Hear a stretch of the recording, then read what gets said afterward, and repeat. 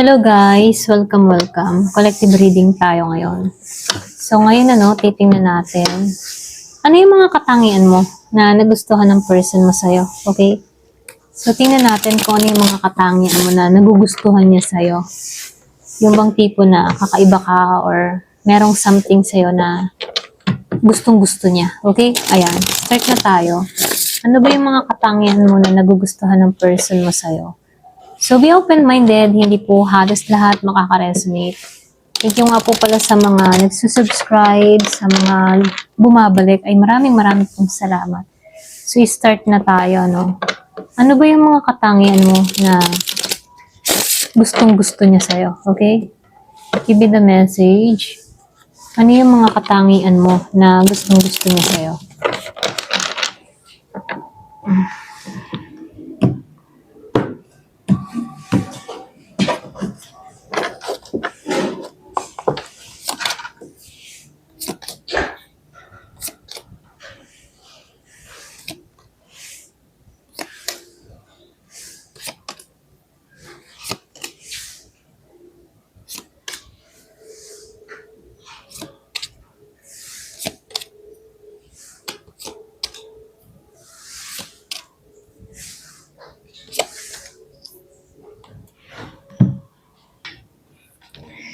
So, dito, no,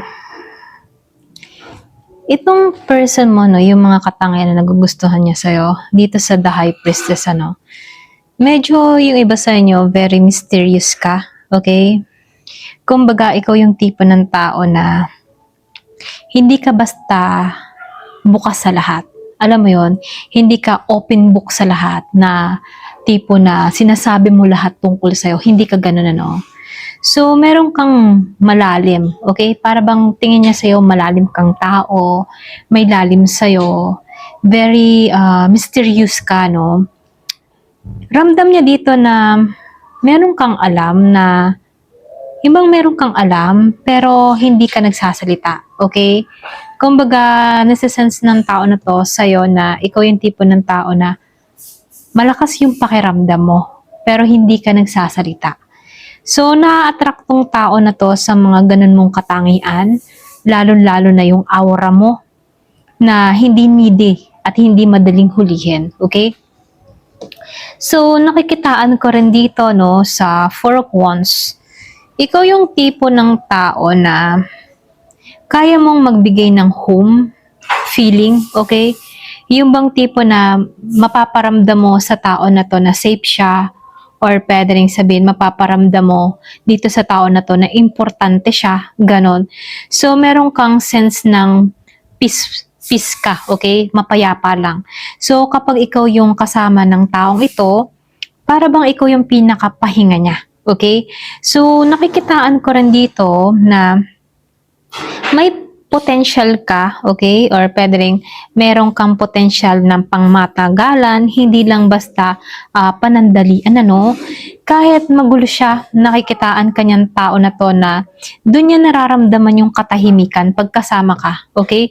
Kahit magulo siya, kahit maraming chaos sa buhay niya, basta kasama ka, natatahimik siya, napapayapa siya, okay? So, nakikitaan ko rin dito. So dito, nakikitaan ko dito, balanse ka, okay? Kahit magulo yung paligid, nakikitaan ko dito na hindi ka nagiging padalos-dalos, lalo-lalo na sa kilos mo, sa action mo, maingat ka, marunong kang magtimpi, okay? So very attractive yung ganun mo kasi hindi halos lahat ng tao marunong magtimpi, pero ikaw, pinakita mo sa kanya yung pagtitimpi mo.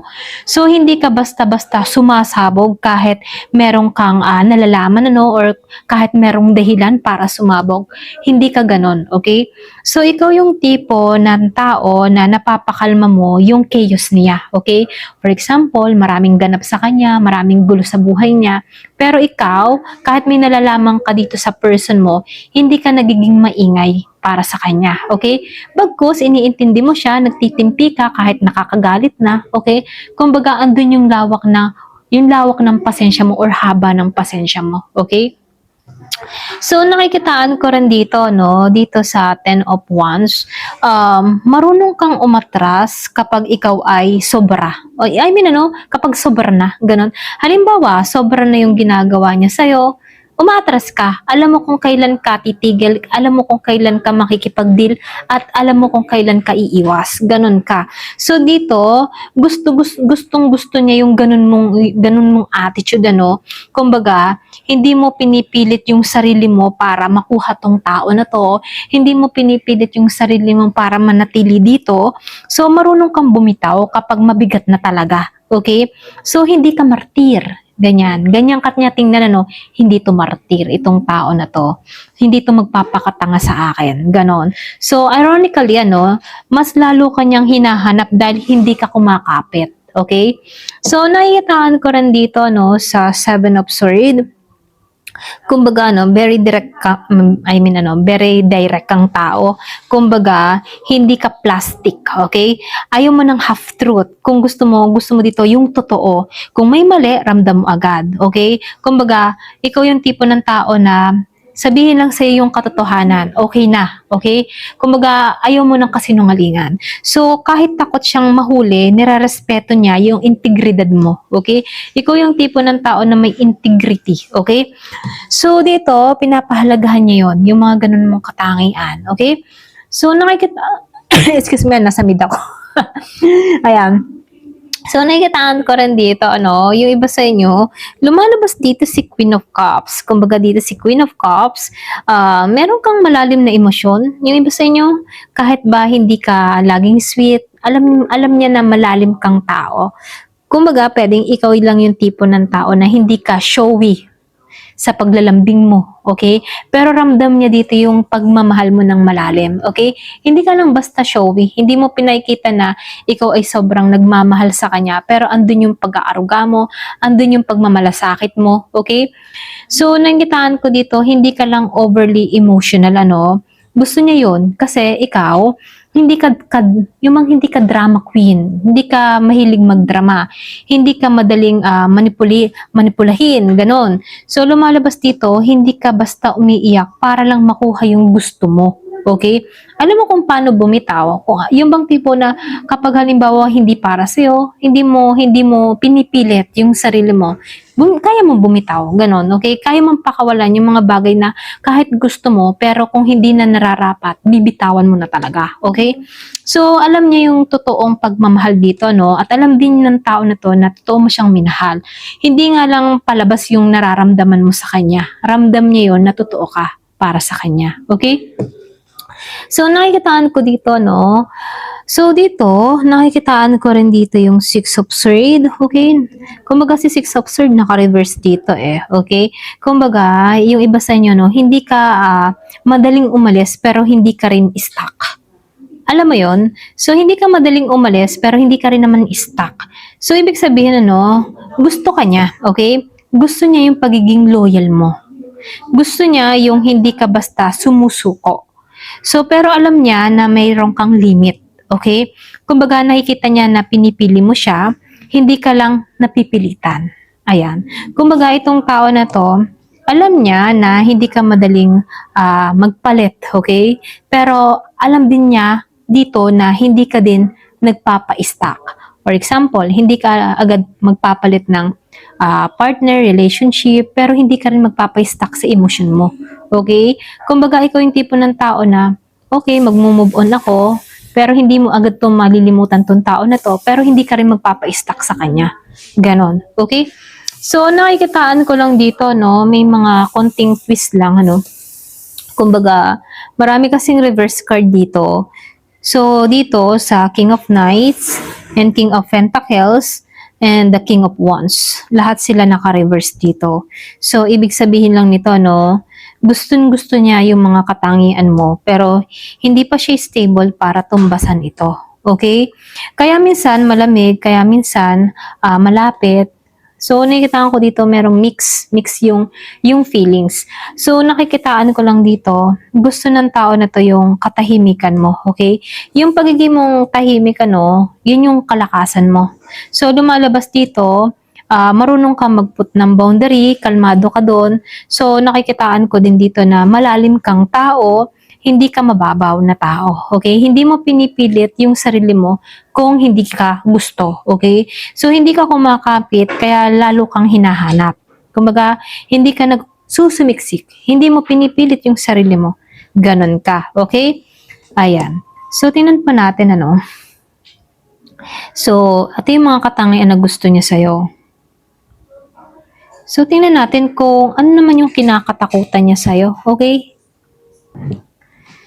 Ayan. So, ngayon tingnan natin kung ano naman yung kinatatakutan niya sa'yo. So, nasabi natin yung mga katangian mo. Talagang kakaiba ka, no? So, ano naman yung kinatatakutan niya sa'yo? Ayan. Mas nakakatakot to. Okay? Ano ba yung kinatatakutan ng tao na to sa'yo?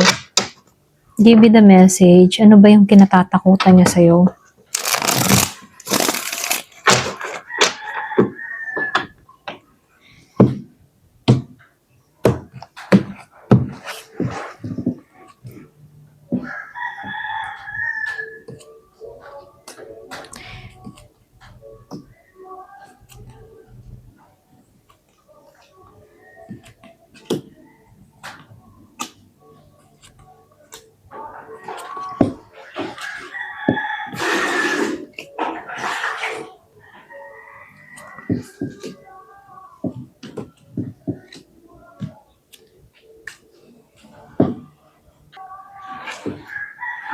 So, dito, malalim tong kinatatakutan ng tao na to sa'yo, Kasi dito, nakikitaan ko tong Four of Swords, then Judgment dito, upright, and the Four of Swords reverse, Kumbaga, itong tao na to, meron siyang takot dito na gisingin mo siya sa katotohanan, okay? So, dito, kumbaga, merong call out mo dito, Kumbaga, pwedeng na-call out mo tong tao na to kahit hindi ka ba nagsasalita. Alam mo yung tipo na ikaw yung pinaka-trigger ng awakening niya dito? At hindi lahat doon handa. Alam mo yun? So, lumalabas dito na itong taong na to, napipilitan siyang harapin yung bang tipo na mali niyang desisyon. Okay? Hindi na siya makakatagpo ng tulad mo. At doon siya natatakot. So, dito, nakikitaan ko rin dito itong Queen of Swords and the Ten of Cups dito, Kumbaga, itong si Queen of Swords, naka-reverse siya dito, ha. Then, nakikitaan ko rin dito itong Ten of Cups, reverse. Kumbaga dito, yung bang tipo na kapag ito kasing taong ito nasasaktan, tuluyan siyang nawawala. Alam mo yun? Yung bang tipo na takot itong tao na to na makapanakit sa'yo or masaktan ka at maging masaktan din siya. Takot siya sa ganun, Alam din ng tao na to na hindi ka gaganti, pero alam niya dito na lalayo ka. Okay? At doon siya natatakot sa kapag nasaktan ka, aalis ka eh. Doon siya natatakot, Pwede yung iba sa inyo, ganun na yung ginawa mo dito, Natatakot siya dito na mismo ikaw. Alam mo yung tipo, natatakot siya mismo na siya yung mismo sumira ng posibilidad sa inyong dalawa. Na kung saan, natatakot tong tao na to na mawala yung happy ending na dala-dala mo, okay? Kumbaga, nakikitaan ko dito na ikaw yung happy ending eh. Natatakot siya mawala yung happy ending na ikaw yung may dala-dala, okay? Alam mo yun? So, takot tong tao na to sa ganun, sa pananahimik mo, tapos hindi ka pa naghihigante. Para bang, ang ginawa mo dito, yung bang tiba na pinakain mo siya ng katahimikan mo. Ganun. So, nakikitaan ko rin dito, Dito sa The World, lumalabas itong tao na to na takot siya yung takot siyang matapos yung cycle sa inyong dalawa dahil alam ng tao na to na panalo ka. Ikaw yung kaya magsara ng kabanata sa inyong dalawa. Kaya mo mag-move on ng buo. Hindi ka babalik kapag tapos ka na. Ganon. At doon siya natatakot, ano? Yung bang tipo natatakot siya na kapag umalis ka, wala nang second chance. Ganon. So, nakikitaan ko rin dito, no, sa 8 of Pentacles. Reverse dito. Meron siyang takot na ma-expose yung kakulangan niya. Dito, no? Kumbaga, hindi pa kasi to nag-e-effort ng sapat sa'yo. Hindi pa ito handa sa consistency. Kita mo naman agad yung kakulangan ng tao na to, no? Ikaw yung salamin na hindi pa niya kayang ayusin yung sarili niya. Ganon. Para bang iba ka eh. Tapos siya ganon. Okay? So, nakikitaan ko dito, alam niya dito na hindi siya naging sapat at natatakot siya na malaman mo na hindi siya naging sapat sa'yo. Okay? Kasi ikaw, pwedeng ikaw yung nagbigay ng kasapatan dito sa tao na to, pero hindi kanya nasuklian ng sapat. Okay? So, nakikitaan ko rin dito, no? Dito sa 3 of Cups. Then dito sa 2 of Wands dito. Itong tao na to ha, takot siyang hindi mo siya piliin dito. Takot to na meron ka ng ibang option. Takot tong tao na to na may iba ka na. Tapos masaya ka pa kahit wala siya. Ganon. Kaya itong tao na to, alam niya dito na kayang-kaya mong pumili ng maayos. Natatakot siya na hindi ang future na, yung hindi siya, yung isasama mo sa future mo, ganun. I mean, ano, yung bang tipo na natatakot siyang hindi siya kasama sa future mo, ganun. Doon siya natatakot dito. Then, sinabayan pa ng 5 of Swords dito, no. So, dito, no, takot siyang hindi ka papasok sa laro ng gulo niya, okay? Alam mo yun, yung bang tipo na siyang gumawa ng kanyang problema, bahala ka dyan. Ganon, ano? Yung hindi ka yung tipo ng tao na, sige, suportahan kita, ayusin natin yung problema mo. Yung bang ganon, hindi ka na ganon. Kumbaga, ikaw yung gumawa ng gulo, ayusin mo yan, kaya mo yan, bahala ka sa buhay mo. Ganon ka dito, no? So, ikaw yung ayaw niyang alisan. Kumbaga, hindi mo kailangang manalo para dito, no? Bagkus, umalis ka na lamang. So, mas pipiliin mo yung kapayapaan dito, no? Kaya itong taon na to, natatakot siyang hindi kanya kayang hilahin papunta sa kanya rito, okay? So, nakikitaan ko rin dito, no? Natatakot din tong makawala ka dito, eh. Dito sa 7 of, dito sa 8 of Swords, reverse. And then, nakikitaan ko rin dito yung 9 of Pentacles. Upright. Natatakot siya na makawala ka. Ito lang nakikita ko, no? Gusto niya kasi control ka niya dito. Ganyan, sakop ka niya. Pero dito, no, pinakamalakas kasi na lumabas itong si 9 of Pentacles and the 8 of Swords. So, unti-unti kang nakakawala eh. Or pwede rin unti-unti ka nang nakakalaya sa sitwasyon. Nakikita ng tao na to na mas nagiging buo ka na, mas nagiging independent ka, mas confident ka kapag nag-iisa ka. Okay? Natatakot itong tao na to na hindi mo na siya kailangan. Ganon. So, nakikitaan ko rin dito sa 10 of Wands, reverse. Takot din tong hindi mo na siya pansinin, ha? Okay? Sanay kasi itong tao na to na may sumasalo sa kanya.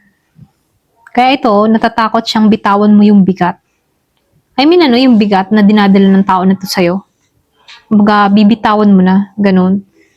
Na yung tipong mas pipiliin mo na yung sarili mo, hindi mo na siya iintindihin. Yung problemang pinasok niya, hahayaan mo na siyang mag-resolve ng kanyang problema, mga ganun. Kapag ginawa mo kasi to, Wala na siyang matatakbuhan, okay? Pwede ikaw yung pinaka safe space ng tao na to dahil ikaw yung nagbibigay ng kapahingahan sa kanya. Once na nasabi niya yung problema niya sa'yo, ano na siya parang nakakapahinga na ng maluwag. Tapos sa'yo mapupunta yung problema dahil ikaw yung mag-iisip, ganyan. So ngayon, lumalabas dito na wala ka nang pakialam ganun. Kaya itong tao na to, natatakot siya kasi hindi ka na basta madaling lukuhin. Ayan, pasensya kay Shopee. Kaya mo na yung sarili mo, para bang gising ka na, okay? Parang ginising ka dito.